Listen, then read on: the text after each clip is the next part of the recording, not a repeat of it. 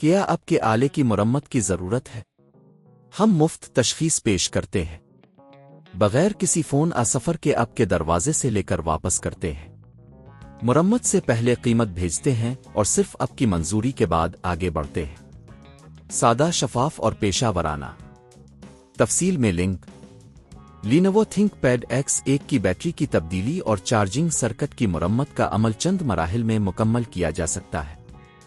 اس video میں ہم آپ کو یہ سب تفصیل سے بتائیں گے۔ پہلا مرحلہ، ضروری اوزار جمع کرنا۔ یقینی بنائیں کہ آپ کے پاس ضروری اوزار موجود ہیں۔ سکریو ڈرائیور سیٹ، پلاسٹک کے اوپر، ملٹی میٹر، نئی بیٹری، چارجنگ سرکٹ کی مرمت کے لیے مواد۔ دوسرا مرحلہ، بیٹری کی تبدیلی۔ پہلے اپنے تھنک پیڈ کو بند کریں اور اسے بجلی سے نکالیں۔ 2. سکریو ڈرائیور کی مدد سے پچھلی کوری کو ہٹا دیں۔ 3. بیٹری کو تلاش کریں اور اس کے کنیکٹر کو احتیاط سے جدا کریں۔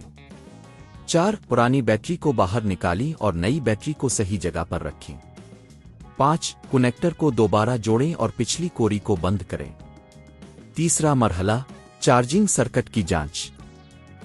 اگر بیٹری کی تبدیلی کے بعد بھی چارجنگ میں مسئلہ ہے تو چارجنگ سرکٹ کی جانچ کریں۔ 2. ملٹی میٹر کا استعمال کرتے ہوئے چارجنگ پورٹ پر وولٹیج چیک کریں۔ 3. اگر وولٹیج درست نہیں ہے تو چارجنگ سرکٹ کی مرمت کی ضرورت ہو سکتی ہے۔ چوتھا مرحلہ، چارجنگ سرکٹ کی مرمت۔ چارجنگ سرکٹ کے متاثرہ حصے کو ڈھونڈیں۔ 2. متاثرہ سلیکون سرکٹ ٹریس کی مرمت کریں۔ 3. اگر ضرورت ہو تو نئے اجزاء کو شامل کریں۔